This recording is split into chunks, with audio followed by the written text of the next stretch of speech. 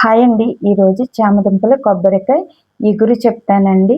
ఇప్పటి వరకు అయితే ఎవరు చెప్పుండరు. చాలా టేస్టీగా ఉంటుందండి. రొటీన్గా కాకుండా కొత్తగా ఉంటుందండి. ఒకసారి ట్రై చేయండి. ఫస్ట్గా చామదుంపలు శుభ్రంగా వాష్ చేసి స్టవ్ మీద పెట్టి బాయిల్ చేయండి.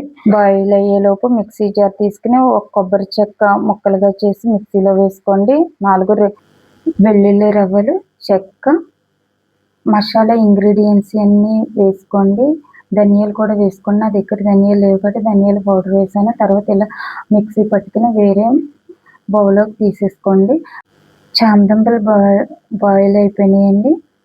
శుభ్రంగా పైన పీల్ తీసుకుని వాష్ చేసుకుని ఒక గిన్నెలో వేసుకోండి. తర్వాత ఆయిల్ పోసుకుని వేరే ప్యాన్లో కరివేపాకు, పచ్చిమిర్చి, ఉల్లిపాయలు వేసుకుని ఉల్లిపాయలు మగ్గే వరకు ఫ్రై చేయండి. మగ్గిన తర్వాత ఒక పెద్ద సైజు టమాటా తీసుకుని ముక్కలుగా చేసి వేయండి. టమాటా మగ్గే వరకు ఫ్రై చేయండి.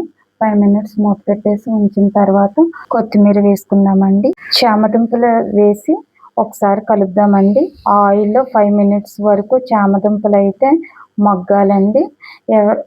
ఎవరికన్నా కావాలంటే నూనెలో ముందుగా చామదుంపల్ని ఫ్రై చేసేసుకోవచ్చండి. ఫ్రై చేసుకుని వేసుకోవచ్చు. నేనైతే ఇలా వేసాను. తర్వాత ఇందాక మనం మిక్సీ పట్టిన మిశ్రమాన్ని వేసి చామదుంపలకి ఉల్లిపాయలు అన్నీ కలిసేలా తిప్పుదామండి. 5 మినిట్స్ కలిపిన తర్వాత కారం, తగినంత ఉప్పు, చిటికెడు పసుపు వేసి ఆ ఉప్పు, కారం, పసుపు ఈ మిశ్రమానికి పట్టేలా ఇలా కలుపుకుందామండి. కలుపుకున్నాక 5 మినిట్స్ ఉన్న తర్వాతే వాటర్ పోద్దామండి. వాటర్ పోసి ఒకసారి మళ్ళీ కలుపుదామండి. కొత్తిమీర వేద్దామండి. కలిపిన తర్వాత అంతే, మూత పెట్టేసుకుని కస్తూరి మేతి ఉంటే వేసుకొని, నేనైతే కస్తూరి మేతి వేసాను. మూత పెట్టుకుంటే ఆయిల్ ఇలా పైకి వచ్చేస్తుందండి. పైకి వచ్చిన తర్వాత ఒకసారి కలుపుకొని లో ఫ్లేమ్లో పెట్టుకుని ఒక 2 మినిట్స్ ఉంచండి.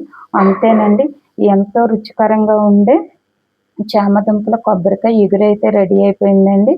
తప్పకుండా ఒకసారి ట్రై చేయండి. చాలా టేస్టీగా ఉంటుంది. Thank you for watching. Please subscribe to our channel.